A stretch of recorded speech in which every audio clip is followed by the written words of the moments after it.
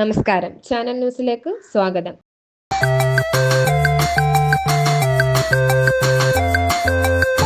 പ്രകൃതി കനിഞ്ഞ് അനുഗ്രഹിച്ചു നൽകിയ നമ്മുടെ സ്വന്തം കല്ലടയാർ.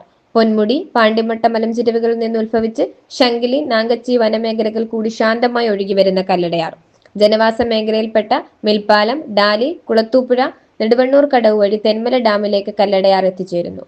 കല്ലടയാറിന്റെ ഭംഗി ആസ്വദിക്കുവാനും കുളിക്കുവാനും വേണ്ടി വിവിധ ജില്ലകളിൽ നിന്ന് ധാരാളം പേർ എത്തിച്ചേരുന്ന വിവിധ കടവുകൾ കല്ലടയാറിന്റെ പല ഭാഗങ്ങളിലുമുണ്ട്. പരിചയമില്ലാത്ത സ്ഥലങ്ങളിൽ അധികൃതരുടെ മുന്നറിയിപ്പുകൾ വകവയ്ക്കാതെ പലപ്പോഴും സന്ദർശകർ അപകടങ്ങൾ ക്ഷണിച്ചു വരുത്തിയിട്ടുണ്ട്. അധികൃതർ സ്ഥാപിച്ച മുന്നറിയിപ്പ് ബോർഡ് വരെ സാമൂഹിക വിരുദ്ധർ നശിപ്പിച്ചു കളഞ്ഞു.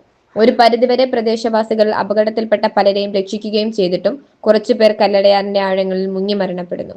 കഴിഞ്ഞ ദിവസം മിൽപ്പാലം കടവിൽ മുങ്ങി മരണപ്പെട്ട പാലോട് ഫരദന്നൂർ സ്വദേശി ഫൈസൽ സ്വന്തം മുറ്റവരുടെ കൺമുന്നിൽ കൂടി ഒഴുകി താഴുന്ന രംഗങ്ങൾ പ്രദേശവാസികൾക്കുൾപ്പെടെ ഏറെ സങ്കട കാഴ്ചയായിരുന്നു. യുവാവിനെ രക്ഷിക്കാൻ ഏറെ ശ്രമിച്ചിട്ടും ഫലമില്ലാതെയായി.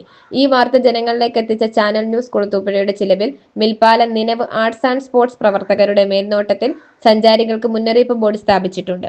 അപായ സുരക്ഷാ മാനദണ്ഡങ്ങൾ കർശനമായി പാലിക്കണമെന്ന കുളത്തൂപ്പുഴ സർക്കിൾ ഇൻസ്പെക്ടർ ബി അനീഷും Kulathupuzha range forest officer Arun രാജേന്ദ്രനും ശക്തമായ മുന്നറിയിപ്പ് നൽകിയിട്ടുണ്ട്.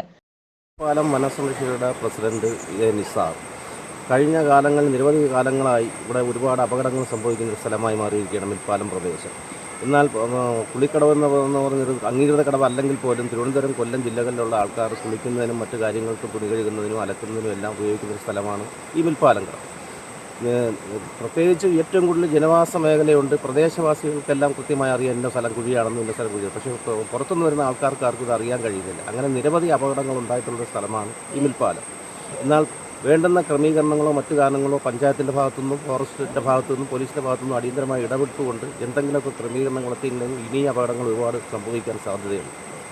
ആയതിനാൽ അടിയന്തരമായി ഇപ്പം ഫ്ലെക്സ് ബോർഡുകൾ നമ്മൾ സ്ഥാപിച്ചിരുന്നു. ലേഡീസിന് കുടിക്കാനുള്ള കടവ്, ആണുങ്ങൾക്ക് കുളിക്കാനുള്ള കടവ്, അങ്ങനെയൊക്കെ നിയന്ത്രണങ്ങൾ ഏർപ്പെടുത്തിയിരുന്നു. പക്ഷേ സാമൂഹ്യ വിരുദ്ധ ശല്യം കാരണം ഇതെല്ലാവരും എറിഞ്ഞു തകർക്കുകയും മദ്യങ്ങൾ കൊണ്ട് ഉപയോഗിക്കുകയും പോലീസുകാരെ മറ്റ് ഫോറസ്റ്റുകാരെ ശ്രദ്ധക്കുറവ് മൂലം ഇങ്ങനെ ഒരുപാട് പ്രശ്നങ്ങൾ ഈ പ്രദേശത്തുണ്ട്.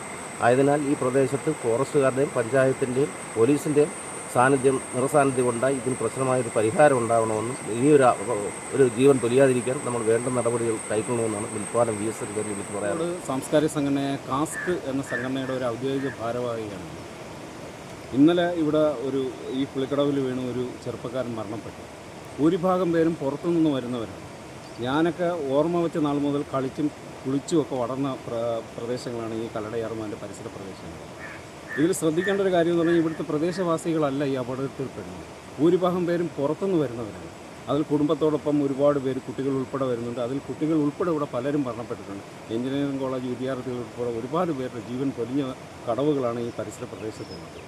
ഇതിന് പ്രധാന കാരണങ്ങളെന്ന് പറയുന്നത് കുറേ പേര് മദ്യവുമായിട്ട് വരും, അല്ലെങ്കിൽ ഇവിടെ വന്നിരുന്ന് മദ്യപിച്ച് ബഹളം ഒക്കെ ഉണ്ടാക്കുന്നത് കാരണം ഇവിടെ ഒരാൾ അപകടത്തിൽപ്പെട്ട് അവരുടെ നിലവിളി ഉണ്ടായാൽ പോലും പ്രദേശവാസികൾക്ക് കേൾക്കാനോ വന്ന് രക്ഷപ്പെടുത്താനോ കഴിയാത്തൊരു സാഹചര്യമാണ്. ഇതിൽ അടിയന്തരമായിട്ട് പഞ്ചായത്ത്, VSS, വനസംരക്ഷണ സമിതി, അതുപോലെ പോലീസൊക്കെ ഇടപെട്ട് ഇതിന് അപകട സൂചന നൽകുന്ന ബോർഡുകൾ സ്ഥാപിക്കണം.